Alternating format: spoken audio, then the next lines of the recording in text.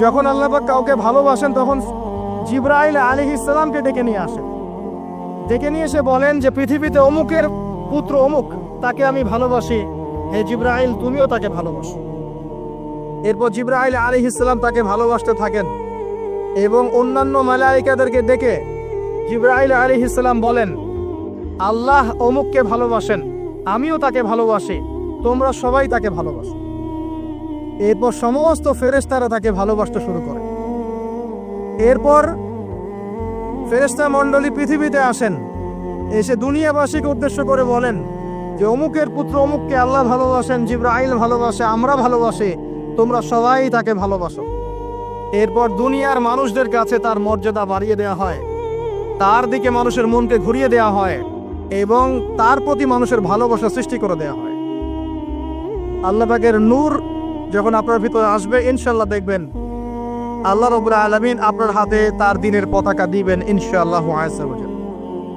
তাজকিয়া প্রয়োজন, তাজকিয়া না আসলে নূর আসবে না। লাভ নাই ভাই, প্রচুর ইবাদত বন্দেগী করে মনের মধ্যে অহংকার রেখে কোনো লাভ নাই। অনেক কিছু করছেন, নিজেকে মনে করছেন আপনি সুপিরিয়র, অন্যরা সব ককরোচ, আপনি জান্নাতের ডিলার, লাভ নাই। ইবলিসের আকীদা এটা ইবলিসের আকীদা। খলাকতানি মিন নার ওয়া খলাকতাহু মিন তিন। এখন যারা ইসলামের বিপক্ষে আছে তাদের মধ্যে থেকে আল্লাহ পাক খালিদ এবং ওমর রাদিয়াল্লাহু আনহুর মতো সাহাবী বের করতে পারেন। আল্লাহ পাকের সুন্নাহ বোঝা খুব দুষ্কর। যাকে আপনি তুচ্ছ করছেন আল্লাহ পাক তাকে হেদায়েত দিয়ে আপনার চেয়ে বড় জায়গায় নিয়ে যেতে পারেন। যাকে আপনি বড় কাফের মনে করছেন আল্লাহ পাক কাল তাকে হেদায়েত দিয়ে ইসলামের খেদমত করাতে পারেন। আবার আল্লাহ পাক আপনাকে, যিনি 5 ওয়াক্ত নামাজ পড়ছেন রোজা রাখছেন, আপনাকে পথভ্রষ্ট করে দিয়ে জাহান্নামে নিতে পারেন। অতএব আত্ম অহংকারের কোনো সুযোগ নাই। তাজকিয়া দরকার। কদ আফলাহা মান যাক্কাহা ওয়া কদ খাবা মান দাসাহা। কদ আফলাহা মান তাযাক্কা ওয়া যাকারা ইসমা রাব্বিহি ফাসাল্লা বাল তু'থিরুনা আল হায়াতা আদ-দুনিয়া ওয়াল আখিরাতু খায়রু ওয়া আবকা। তাজকিয়ার পরে কি করবেন? চেষ্টা করেন হালাল রিজিক অন্বেষণ করার। আল্লাহর ওয়াস্তে সুদ খায়েন না, আল্লাহর ওয়াস্তে ঘুষে যায় না, আল্লাহর ওয়াস্তে আল্লাহর দোহাই দিয়ে বলছি দুর্নীতি করেন না, আল্লাহর ওয়াস্তে মানুষের সম্পদ আত্মসাৎ করেন না। আল্লাহকে ভয় করেন, আল্লাহর ওয়াস্তে করেন, আল্লাহর ওয়াস্তে ছেড়ে দেন। হাত জোর করে রিকোয়েস্ট করছি, সুদ খায়েন না। নিজের মায়ের সাথে জেনার মতো অপরাধ, নিজের মায়ের সাথে জেনার মতো অপরাধ, এটা আমার কথা নয়, এটা মুহাম্মদ সাল্লাল্লাহু আলাইহি ওয়াসাল্লামের কথা। যাকে কবরে আপনাকে দেখানো হবে, যিনি আপনার জন্য সুপারিশ করবেন কাল কিয়ামতের মাঠে, যিনি আপনার জন্য হাউজে কাউসারের পানি নিয়ে দাঁড়িয়ে থাকবেন, আপনার উসওয়াতুল হাসানা, সেই মুহাম্মদ সাল্লাল্লাহু আলাইহি ওয়াসাল্লামের কথা সুদ খেও না। এর সর্বনিম্ন পাপ নিজের মাকে বিয়ে করা, নিজের মায়ের সাথে জেনা করা। কেউ যদি এই সমাজে নিজের মায়ের সাথে জেনা করে থাকে, কালকে সকালে রাস্তায় বের হয়, আপনি চাইবেন তাকে রজম করে মেরে ফেলতে? চাইবেন না? এই কাজ দিব্যি আমরা করছি। সর্বোচ্চ পাপ সুদের, আল্লাহ এবং তার রাসূলের সাথে যুদ্ধ করা। অনেক দিন আয়াতটা বলেছি, আবারও বলছি, শোনেন কি, কারণ কিছু মানুষের কানে ঢুকতেই চায় না কথা। আল্লাহ পাক বলেছেন, ইয়া আইয়ুহাল্লাযীনা আমানু, হে মুমিনগণ, ইত্তাকুল্লাহ, আল্লাহকে ভয় করো। ওয়া যারু মা বাকিয়া মিনার রিবা, সুদের অবশিষ্ট অংশগুলো ছেড়ে দাও। ইন কুনতুম মুমিনিন, যদি প্রকৃতপক্ষে মুমিন হয়ে থাকে। ওয়া ইল্লাম তাফআলু, যদি তোমরা এই কাজ না করো। শুনেন আল্লাহর কথা, আল্লাহ বলছেন যদি তোমরা এই কাজ না করো, ফাযানু বিহারবিম মিনাল্লাহি ওয়া রাসূলিহি, তাহলে আল্লাহ এবং তার রাসূলের সাথে যুদ্ধের ঘোষণা শুনে নাও। The path is yours, choose your path, রাস্তা আপনার, আপনি চুজ করেন কোন পথে আপনি যাবেন। কেউ বাধ্য করবে না আপনাকে। লা ইকরাহা ফিদ্দিন, দিনে কোনো বাড়াবাড়ি নাই। তরোয়াল দিয়ে কেউ বলবে না যে সুদ খেও না, তরোয়ালের জোরে কেউ বলবে না যে ইসলাম কবুল করো। ইসলাম এগুলো হারাম, ইসলাম এভাবে ছড়ায় নাই, এগুলোর সাথে ইসলামের কোনো সম্পর্ক নাই। ইসলামের নামে যারা সন্ত্রাসবাদ ছড়িয়েছে এবং জঙ্গিবাদ ছড়িয়েছে, এগুলোর সাথে ইসলামের কোনো সম্পর্ক নাই। ইসলাম বাধ্য করবে না আপনাকে, কিন্তু আপনি রাস্তা, ওয়াহাদাইনাহুন নাজদাইন, দুইটা পথ আমি দেখিয়ে দিয়েছি, আপনি একটা চুজ করেন। ইম্মা শাকিরা ওয়া ইম্মা কাফুরা, ইচ্ছা হলে আপনি কুফরি করেন, ইচ্ছা হলে কৃতজ্ঞ হন। আল্লাহ বলেছেন সুদ খেও না, নিজের মায়ের সাথে জেনা করা, আল্লাহ এবং তার রাসূলের সাথে যুদ্ধ করা। আপনি পথ চুজ করেন। একটা টাকা যদি হারাম থাকে রিজিকে, আপনার ইবাদত কবুল হবে না। সে যেই হোক, দাড়ি টুপি পাগড়ি জুব্বাওয়ালা মানুষও যদি সুদ খায়, জায়েজ হলে যাবে না। পৃথিবীর সমস্ত মানুষ যদি ভোটাভুটি করে যে সুদ হালাল, হালাল হয়ে যাবে না। পরিবারের হালাল রিজিকের ব্যবস্থা করেন। অনেক মানুষ দেখা হয়, কথা হয়, মেসেঞ্জারে টেক্সট করে, হোয়াটসঅ্যাপে নক করে, বড় চাকরি করতো, 60,000 70,000 80,000 টাকা বেতন পেত, তখন রিজিকে বরকত ছিল না, ছেড়ে দিয়েছে, চায়ের দোকান দিয়েছে, এখন রিজিকে বরকত আছে। আজকে একে বছরে দেখা হয়েছে, তিনি ইউএস বাংলা এয়ারলাইন্সে কাজ করেন। আমাকে বলছেন, ভাই মুরব্বী মানুষ, আমার পরিবারের সদস্য সংখ্যা বেশি ছিল, হারাম জবে ছিলাম, সুদ খেতাম, সুদি এনজিওতে কাজ করেছি, আপনার লেকচার শুনেছি, আলহামদুলিল্লাহ আল্লাহ পাক শুনিয়েছেন তাকে, এখানে আমার কোনো ক্রেডিট নাই, তিনি ছেড়ে দিয়েছেন, এখন এখানে কাজ করেন। আমি বললাম, পরিবারে কি কোনো সমস্যা হয়, রিজিকে বরকত আছে না? তিনি বলছেন, এখন বারাকার শেষ নাই। বলছে কেউ অসুস্থ হয় না পরিবারে আমার এখন, আগে ডেইলি অসুস্থ হতো। আমার টাকা চুরি চামারি হয় না, আগে আমার টাকা আত্মসাৎ হয়েছে। বরকত কি জিনিস আপনাকে বুঝাই, বরকত চোখে দেখা যায় না। আপনি হালাল রিজিকে থাকেন, দেখবেন আপনার পরিবারের মানুষ কম অসুস্থ হচ্ছে, খরচ কমে গেল, আপনার সম্পদ চুরি ডাকাতি হচ্ছে না, নিরাপদ আছে।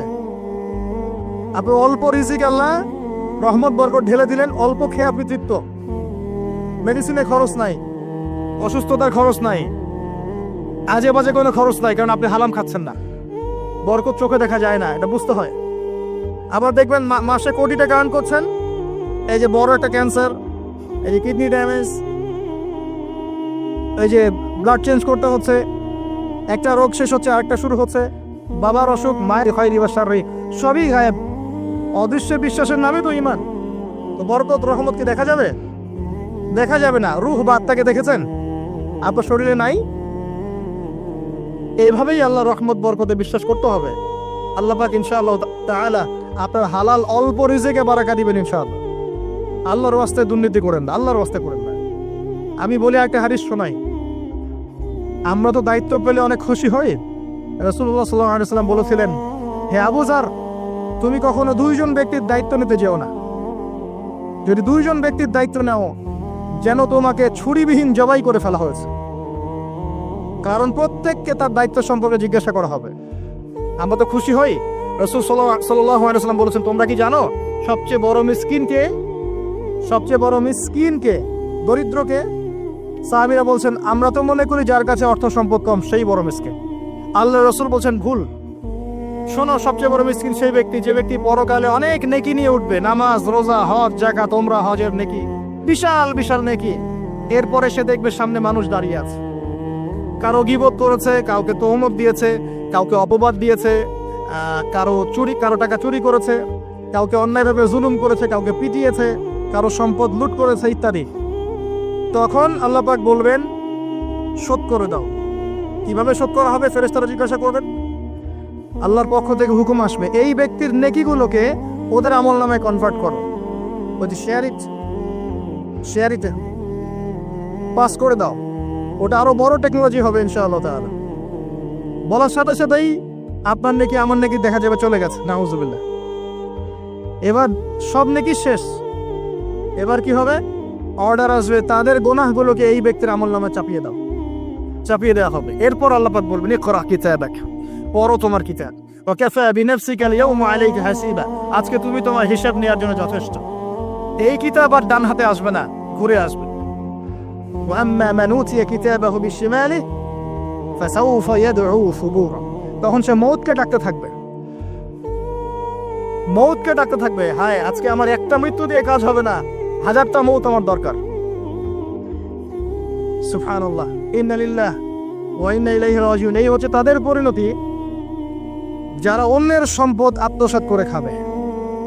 আল্লাহ পাক আমাদেরকে বোঝার তৌফিক দান করুন, এবং মানুষের সাথে জড়িত হক যাদের থাকবে, আল্লাহ পাক যেন আমাদেরকে মানুষের সাথে জড়িত কোনো হক না রাখেন, পবিত্র অবস্থায় দুনিয়া থেকে নেন। আল্লাহুম্মা আমিন। মানুষের অবস্থানকেই ভালোবাসে, মানুষ কখনোই মানুষের অন্তঃসত্ত্বাকে ভালোবাসে না। অবস্থান আপনার ভালো, আপনার পিছনে মানুষের অভাব থাকবে না। আজকে আপনার ক্ষমতা আছে, পাওয়ার আছে, খ্যাতি আছে, ইত্যাদি আছে, মানুষ দেখবেন পিছনে ঘুরঘুর করছে, এবং এরা কিন্তু সবাই সবার সাথেই ঘুরঘুর করছে। এর বাইরে আল্লাহ পাক কিছু মানুষের মনে আল্লাহর পক্ষ থেকে মহব্বত দেন, এটা আলাদা বিষয়। এটা শুধু ধার্মিকদের ক্ষেত্রেই সম্ভব। ওই দুই ব্যক্তি যারা আরশে ছায়া ছায়া পাবে, যারা একে অপরকে আল্লাহর ওয়াস্তে মহব্বত করেছে, তাই না? অতএব আল্লাহর পক্ষ থেকে একটা মহব্বত থাকে, এটার কোনো স্বার্থ থাকে না, নিঃস্বার্থ ভালোবাসা। এটা টোটালি নিঃস্বার্থ ভালোবাসা, কোনো স্বার্থ নাই। কিন্তু দুনিয়ার ভালোবাসা স্বার্থপর। অবস্থানকে আপনাকে মূল্যায়ন করা হবে। আপন শুধু আল্লাহ পাক আপনার। আল্লাহর জন্যে যার যার হক তাকে তাকে দিয়ে দেন, নিজের হক আল্লাহর কাছে চেয়ে নেন, আপনি সুখে থাকবেন ইনশাআল্লাহ। এর চেয়ে কোনো ফিলোসফি নাই দুনিয়াতে সুখে থাকা। আপনি মানুষকে সন্তুষ্ট করতে পারবেন না, পরিবার, বাবা মা, ছেলে মেয়ে, বউ বাচ্চা, কাউকে সন্তুষ্ট করতে পারবেন না। 100% আপনি কাউকে সন্তুষ্ট করতে পারবেন না। সারা জীবন করে যাবেন, আপনার বিরুদ্ধে অভিযোগ থেকেই যাবে। শুধু আল্লাহ রাব্বুল আলামিন অপেক্ষা করে বসে আছেন। এই বসে আছেন কথাটাকে আবার ভাইরাল করে বিতর্কিত করেন না। এই বসে আছেন বুঝিয়েছে আল্লাহ পাক অপেক্ষা করছেন। মুশকিল মিডিয়ার সামনে কথা বলা, বলবে একটা তালগোল পাকিয়ে বানাবে আরেকটা। এই কারণে আমি মিডিয়া এখন পছন্দ করি না। প্রয়োজনে আমি মাঝে ময়দানে জুমার খুতবা দিব, আমার কোনো দরকার নাই মিডিয়া, কোনো প্রয়োজন নেই আমার। কিছু অফিসিয়াল দেখা হয়েছে এই কারণে, যাতে এই কথাগুলো এর মধ্যে ভালোটুকু মানুষের কাছে পৌঁছে যায়, খারাপটুকু আমরা মুছে ফেলে দিই। ভালো, আমার খারাপের দরকার নাই। আর এগুলো করে করে মানুষের ক্ষতি করেছি আমরা অনেক। দিন দিন আলেম ওলামাদের সংখ্যা এই বাংলার মাটি থেকে কমে গেছে। যে কথাটা বলছিলাম, হক দিয়ে দেন, আপনি আপনার হক আল্লাহর কাছে চেয়ে নেন। মানুষকে আপনি সুখী করতে পারবেন না। আল্লাহ পাক অপেক্ষা করছেন আপনার জন্য। আপনি কখন তওবা করে তার দিকে ফিরে আসবেন, দেন আল্লাহ পাক আপনাকে মাফ করে দিবেন সব।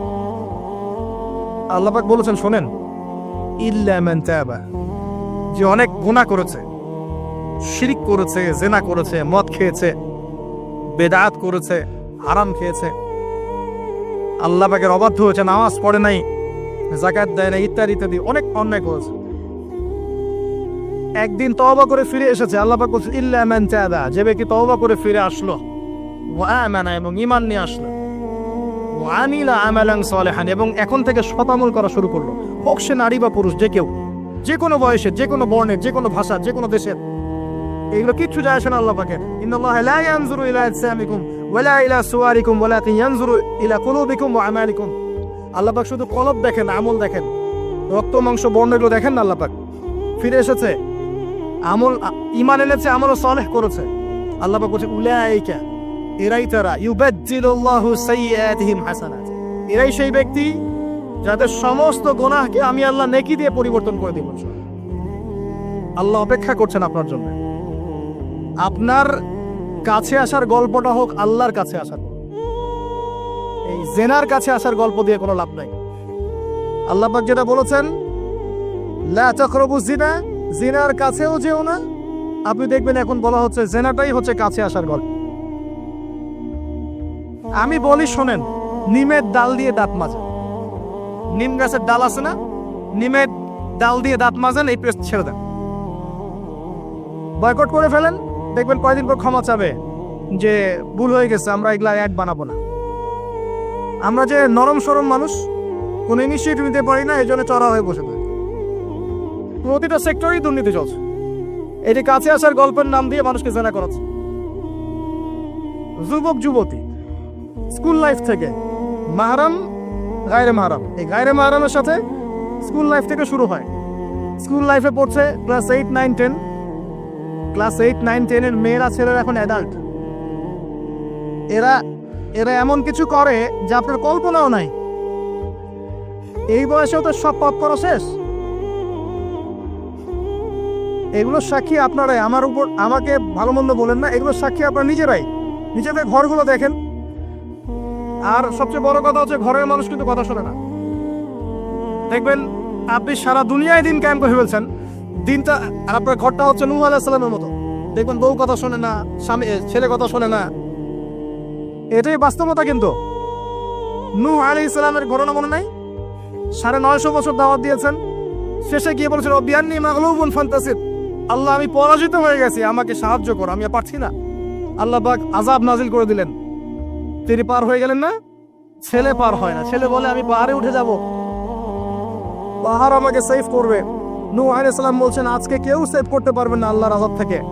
একটু পরে একটা ঢেউ এসে বাপ বেটার মাঝখানে পার্থক্য করে দিল, ছেলে ডুবে মরে গেল।